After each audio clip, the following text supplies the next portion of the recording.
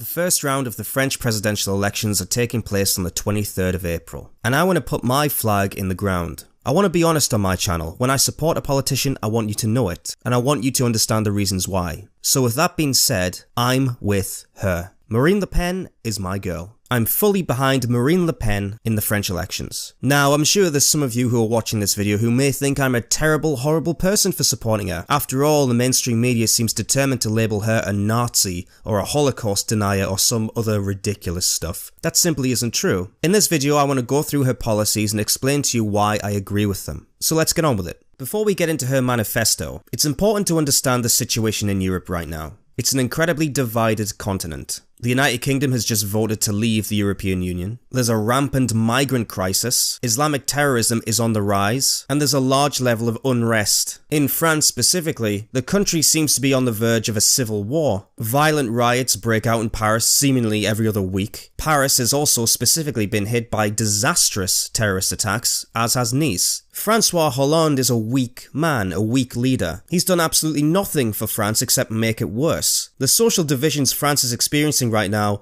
are not helped by people like him and people in the European Union. That's where Marine Le Pen comes in. In a key speech in the south of France last September, Marine Le Pen spoke repeatedly of the people, portraying essentially a French nation defenseless in the face of economic liberalism and multiculturalism imposed from abroad, especially the EU. They've made an ideology out of it. An economic globalism which rejects all limits, all regulation of globalization, and which consequently weakens the immune defences of the nation state, dispossessing it of its constituent elements, borders, national currency, the authority of its law and management of the economy, thus enabling another globalism to be born and to grow, Islamist fundamentalism, she said. She's absolutely right here. An organisation like the EU constantly erodes the nation state, the concept of a nation state. France cannot control its borders while it's in the European Union. Its national currency, the French franc, is gone, they use the euro, and the authority of its laws, like every other EU nation, is under question, because the European Union has control over some of that. She's very much putting France first and the French people first. She understands that these policies do not help regular French. Let's move on to law and order. Included in the presidential manifesto are pledges to ban organisations and deport all foreigners linked to Islamist fundamentalists, close extremist mosques and stop their financing from abroad, ban the public financing of cults, and fight jihadist networks by stripping binationals of their French citizenship and via deportations and preventative detention. I love everything about this. If you have foreign nationals in your nation linked to Islamic fundamentalism, Islamic terrorism, they need to be deported. They need to leave. You need to get them out of your country. For some balmy, ridiculous, stupid reason, it's incredibly hard to do this in the European Union. Foreign Islamists, foreign Islamic terrorists do not deserve to be jailed in France. They need to be sent back to wherever the hell they're from, kicked out completely. This shouldn't be a controversial position, but apparently it is. Close extremist mosques and stop their financing from abroad. Again, who would ever complain about that? Who would ever say that that's a bigoted position to take? The foreign financing of mosques in Europe is a huge problem because those mosques in question turn out to be hotbeds of extremist activity. Who would have thought? If people find problems with this policy, I don't know where you're coming from. You'll have to explain it to me because this sounds great to me. Just sounds like common sense. Law and order pledges include providing 15,000 more police, targeting gang leaders, putting an end to judicial permissiveness via zero tolerance, stricter sentencing, more prison places, and automatically deporting foreign offenders. A previous wish to reintroduce the death penalty has been transformed into a pledge to ensure life imprisonment is real. So in France, a place where, like I mentioned before, and like I've done a video on in the past, civil unrest and riots are common things. So more police is clearly a good idea, and giving them the power to actually do their jobs, to go into neighbourhoods where they're needed most, and bring violent offenders to justice is something I wholeheartedly agree with.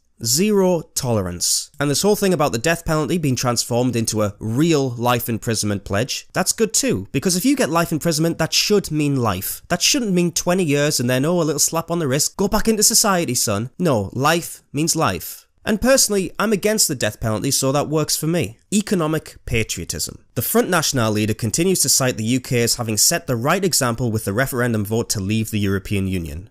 Damn right. With Brexit, people made the choice for border control, reindustrialisation, economic patriotism, intelligent protectionism. The United States has chosen the same by electing Trump. I've been pushing for this new world order for years, Marine Le Pen said on the BBC. Once again, she's correct. Brexit was all about border control and bringing industry back from abroad to the United Kingdom. It shouldn't be a bad thing to want those things for France. Previous promises remain to lower the retirement age to 60, reduce energy prices and taxes, and introduce trade barriers along with measures designed to help small rather than big business. The 35-hour week is sacrosanct, civil servants are to be protected. Well, you know, the French are work shy, let's be honest with you. 35-hour work week? Yeah, okay. And most of that's spent in a bloody restaurant drinking wine, let's get real. But I like this, she's focusing on helping small businesses, as every country should do. And as somebody who runs a somewhat small business on the side, I welcome that. Multiculturalism and national identity. The FN's manifesto contains proposals to cut legal immigration to 10,000 entries a year. Deportations are to become easier, obtaining asylum, residency rights and French nationality harder.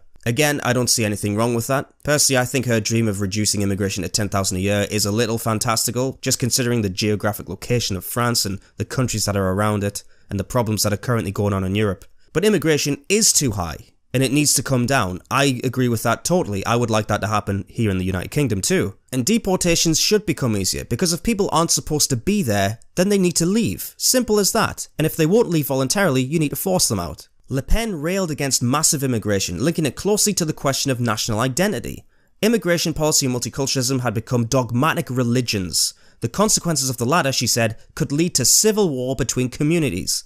More than once, she spoke of one language, one culture as crucial to human dignity within one national community. This is what I always talk about. Multiculturalism as an idea just doesn't work. It's doomed to failure from the very concept. A nation state needs to have one overarching language, one overarching culture, one overarching way of life. Multiculturalism has become a dogmatic religion. If you dare criticize multiculturalism in Europe, you're labelled as all sorts of things. A Nazi, a bigot, a xenophobe. And of course, when she talks about civil war between communities, that's a direct result of multiculturalism and mass immigration. When you have mass immigration, you cannot integrate all those people at once. What happens? They move into their own communities. They stick with their own. They look out for their own kind. And as we see here, with migrants that aren't supposed to be in France, that shouldn't be there, but for some reason are allowed to stay on the streets of Paris, even they have turf wars between each other. Even they have civil wars. This needs to end. Le Pen wants France to leave the EU's Schengen zone, reintroduce national borders and boost customs controls. The most important pledge comes at the top of the list, as part of a bid to restore monetary, legislative, territorial and economic sovereignty after a period of negotiation to put France's membership of the EU to a referendum. The European Union is a failure. It hasn't kept any of its promises, especially over prosperity and security, she told the party faithful in Lyon. You know me, I'm anti-European Union, very much so. And if France were to leave the EU due to a referendum, then I'm sorry, but that's the end of the European Union. It's over, if that happens. Over. It's done. So of course I want Le Pen to do this, because despite what people will say in Europe, despite what they'll call you if you even dare to mention this, the sovereignty of the nation state is important and you shouldn't feel bad for supporting it. When I was younger, I used to think a nationalist was basically a Nazi. I'd been conditioned to think that way. Unfortunately, a lot of people still do. But wanting to support your own country, wanting your own country to have its own sovereignty, to make its own laws, to make its own border controls, that's not a bad thing. And for people to claim it is, I have no idea where you're coming from, at all. As we see with most populist politicians, the media is always firmly against them. As the 2017 presidential election approaches, the French media have been debating how to treat the Front National. Some fret that the reluctance of mainstream broadcasters to give the FN a platform will only alienate voters further. Le Monde, on the other hand, refuses to report Marine Le Pen's message without thorough scrutiny. When the media take a side in politics, when news organisations take a side in an election, you know something's up. The media should just report what each party believes in. The fact that media organisations in France are actively debating how much coverage to give to the Front National because it might affect her poll numbers, it might affect her success in an election, shows that the cards are set against her. For many, the Front National remains firmly anchored on the far right, xenophobic, authoritarian, not so much modernised as deodorised, and France still needs to hold its nose. Well, how wonderful. All the policies we've just read, I believe very, very sane policies. Common sense policies. No, apparently that's all far right. That's xenophobic and authoritarian. Deporting Islamic terrorists, that's xenophobic. That's Islamophobic. That's racist. Wanting to close extremist mosques and stop foreign funding. No, you can't do that. You can't do that's bigoted, don't you know? That's far right. Far right. And if you support those policies, you're far right too. It doesn't matter if you've got liberal principles throughout your entire belief system. If you believe in that, you're far right, you're basically a Nazi, and that's what they're trying to frame Marine Le Pen as being. This recent ridiculous article just takes the cake for me. Marine Le Pen sparks outrage over Holocaust comments. Now you read that headline and you're thinking, whoa, what did she say about the Holocaust? Is she a Holocaust denier? What the hell she said? Marine Le Pen's attempts to convince voters that she has modernised the views of her far-right Front National Party have come into question after she questioned the French state's role in the Holocaust. Le Pen suggested France was not responsible for the wartime roundup of Jews who were sent to Nazi death camps. Huh, interesting, let's read on. Her stance is at odds with former President Jacques Chirac and current Premier François Hollande, who have both apologised for the role played by French police in the rounding up of 13,000 Jews at the Vel d'Yves, I think that is, cycling track in Paris, ordered by the Nazis in July 1942. Now before we read on, hang on a sec. So Marine Le Pen's getting attacked here for saying that France wasn't responsible for the rounding up of Jews in World War II, but right here we have a little more information. It was in July 1942. What was happening at that time? Oh yeah, France was under control of the Nazis. France had surrendered in the war. France stopped being a sovereign nation.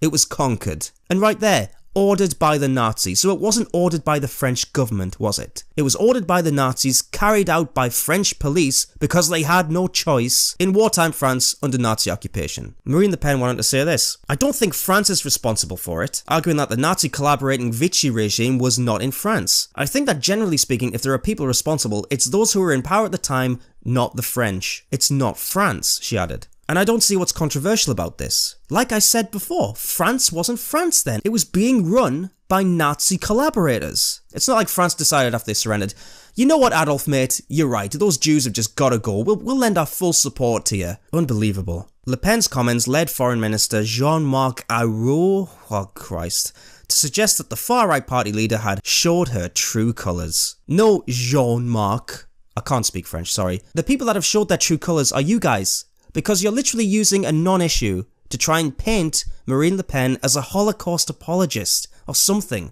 as a Nazi. You've showed your true colours here. At the end of the day, I don't know if Marine Le Pen's going to win the presidency. I hope she does, but there's no guarantee that she will. She certainly has a lot of support, and I support her fully too. But one thing's for sure, even if she doesn't win, even if she finishes a close second, this is the direction Europe is going in. More and more people are sick of what's happening. Sick of the European Union, sick of the dictatorship that they've unwillingly joined. These people want the reintroduction of nation states. They want national sovereignty. They want border controls. They want immigration controls. They want to make their own laws. They want to enforce their own laws. These aren't controversial positions to take or believe in, but we've been conditioned here in Europe to think that they are. Anything that goes against the cult of multiculturalism and the all-wise, all-seeing European Union, that's controversial. We're bigots. We're xenophobes. We're racists. You know the drill.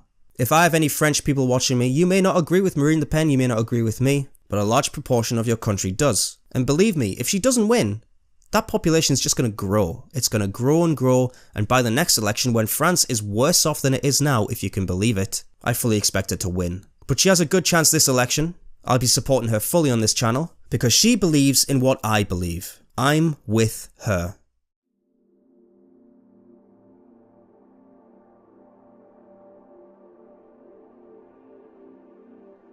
Thank you very much for watching once again, everybody. If you like the sort of content, please like and subscribe for more. Just a few announcements for you. Thank you very much for helping me get over 7,000 subscribers. I started this channel in late January. I didn't expect anyone to watch me at all, but the fact that people are is just amazing to me. Let's see how big we can get, eh? I would really appreciate if you could share me around, try and plug me to other YouTubers so I can get something going. Some collaborations perhaps, hangouts, that sort of thing. That would be swell. Also, I was recently on Papa and Penguin's fake podcast. Two really nice guys. We had a good conversation, really chilled out. I'll put the link to that down below. You can go and get a drink and watch that too. And subscribe to their channel. They do some really good stuff. They're getting some interesting guests on. And yeah, thank you once again.